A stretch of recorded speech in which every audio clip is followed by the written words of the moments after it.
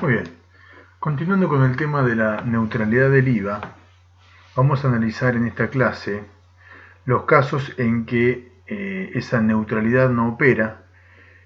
Y cuando decimos que la neutralidad no opera, lo que queremos decir es que el crédito fiscal que ese responsable inscripto en el IVA pagó, por alguna cuestión jurídica, es decir, por alguna disposición de la norma de la ley de IVA, no puede ser recuperada o recuperado ese crédito fiscal por parte del responsable inscripto. Es decir, cuando compra lo pagó, el crédito fiscal, pero no puede trasladar ese precio a la venta y muñirse del débito fiscal necesario para cubrir el crédito fiscal.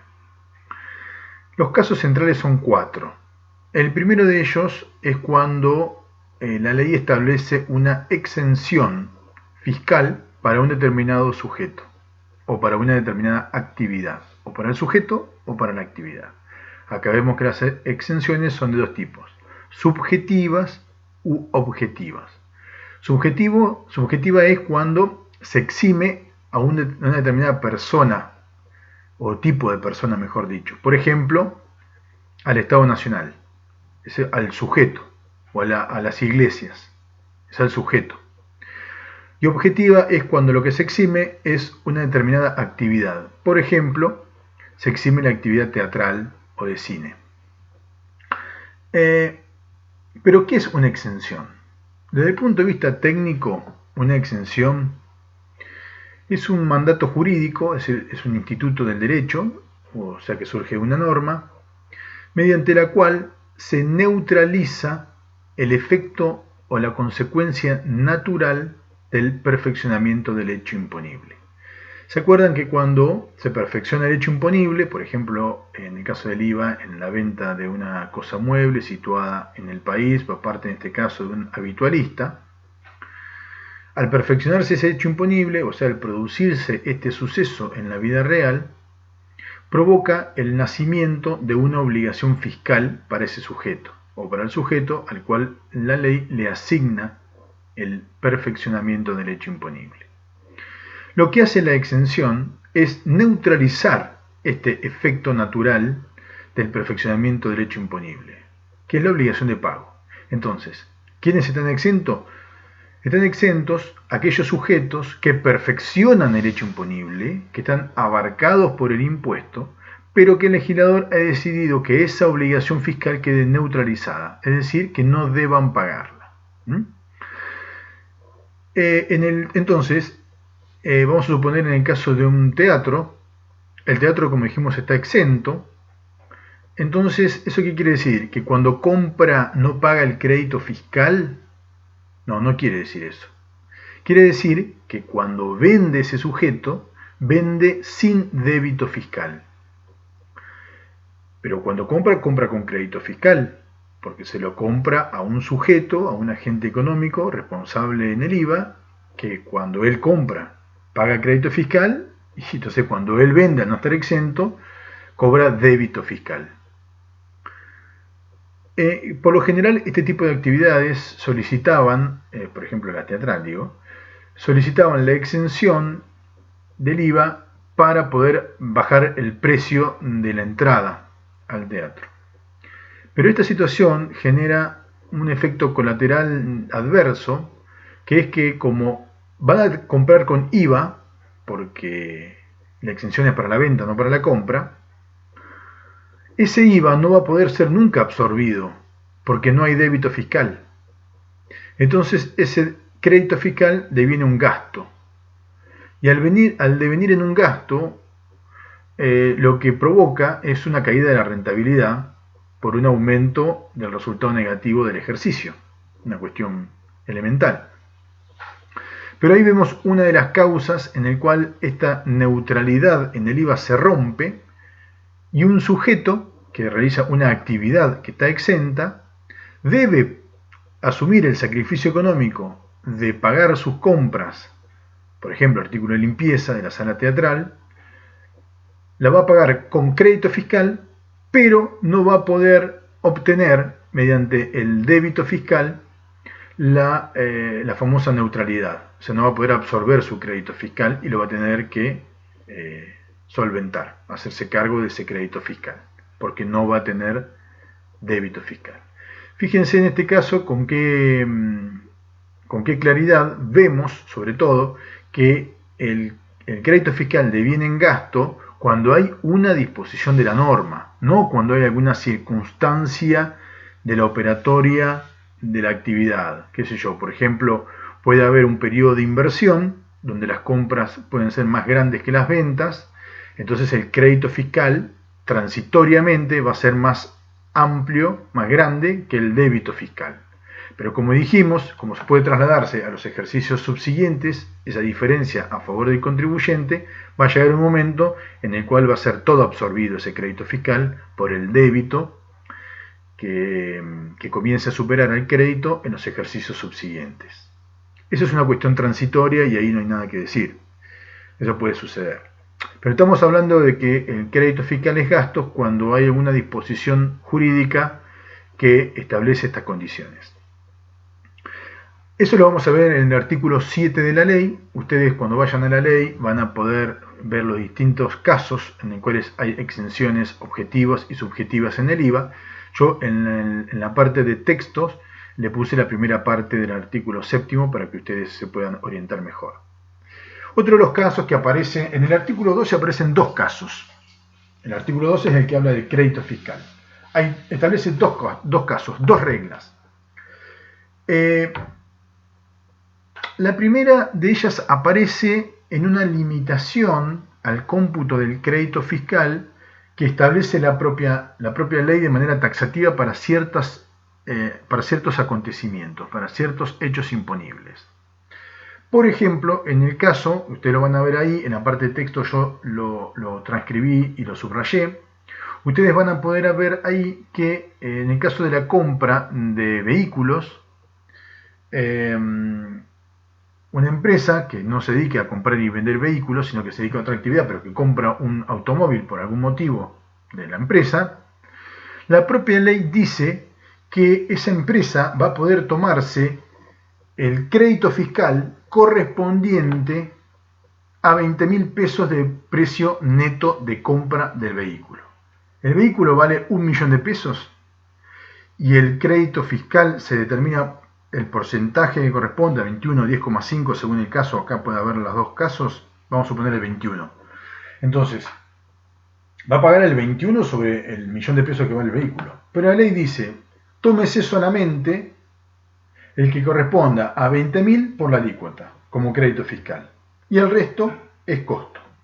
Ahí vemos una limitación, no es la única, específica que determina la ley. Hay otras situaciones, por ejemplo, que también aparecen en este artículo, donde la propia ley dice que determinados consumos que pueden hacer las empresas, determinadas compras que pueden hacer las empresas, no puede considerarse crédito fiscal. Por ejemplo, los gastos en restaurantes, los gastos en balnearios, ¿sí?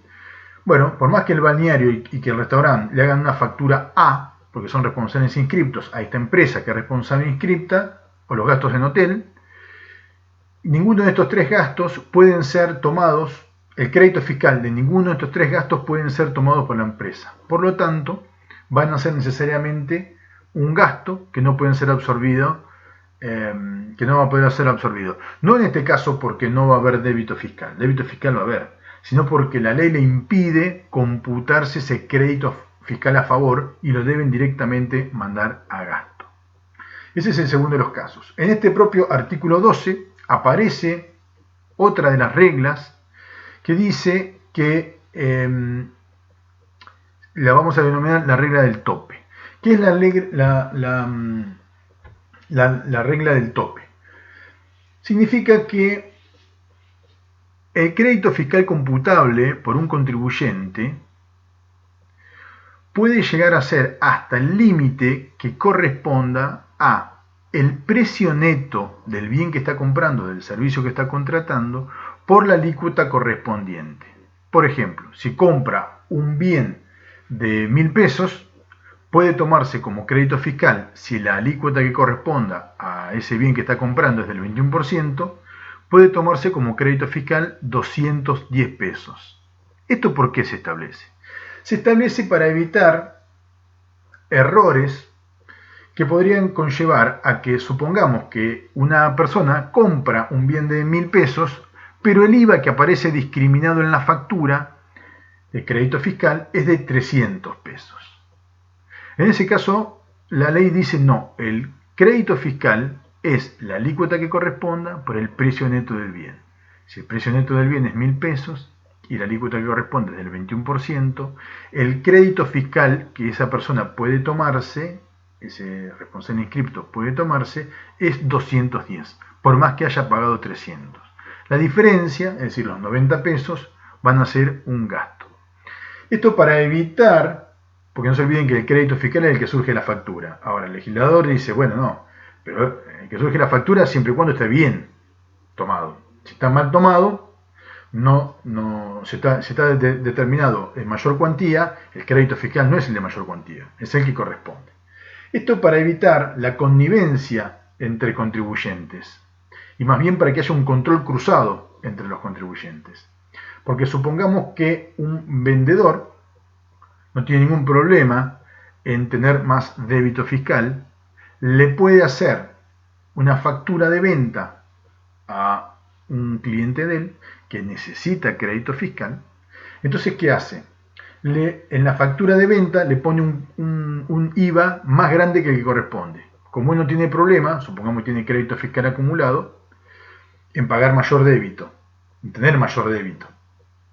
Y a cambio le hace un favor al otro. ¿Por qué?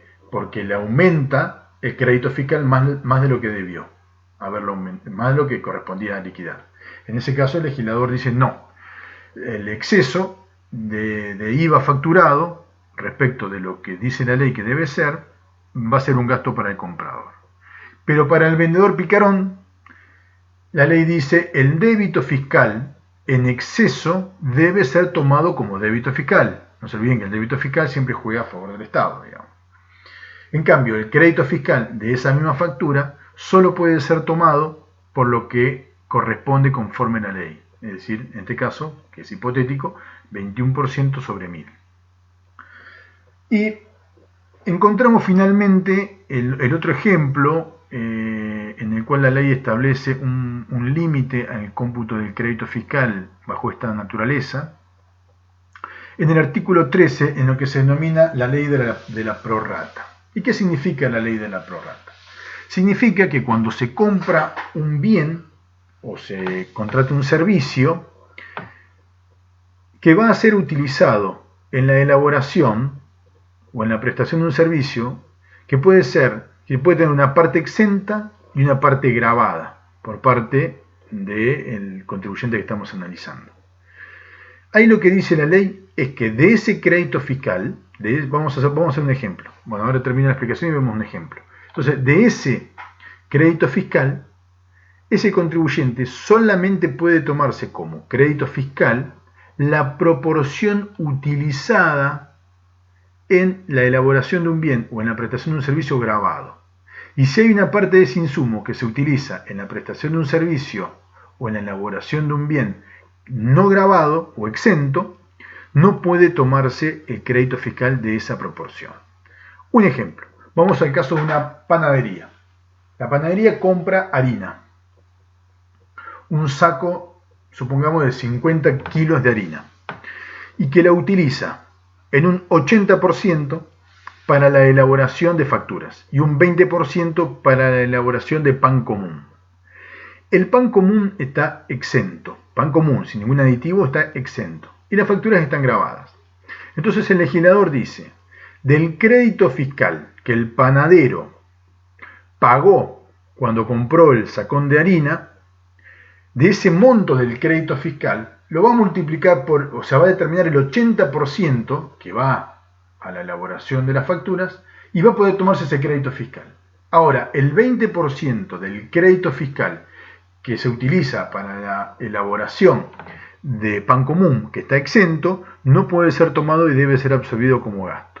¿Se entiende? Con lo cual acá es muy importante hacer un papel de trabajo donde en función de la naturaleza de la actividad, pueda determinarse qué parte, qué parte de ese crédito fiscal, qué proporción de ese crédito fiscal va a ser utilizado para la elaboración o la prestación de un bien o un servicio grabado, y qué parte va a ser utilizada en la elaboración de un bien o la prestación de un servicio no grabado o exento.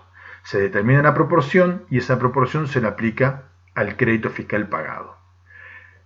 Insisto, la proporción correspondiente a la parte de elaboración grabada vas a tomar como crédito fiscal, y la parte destinada, la proporción destinada a la parte no grabada, debe ser absorbido como gasto.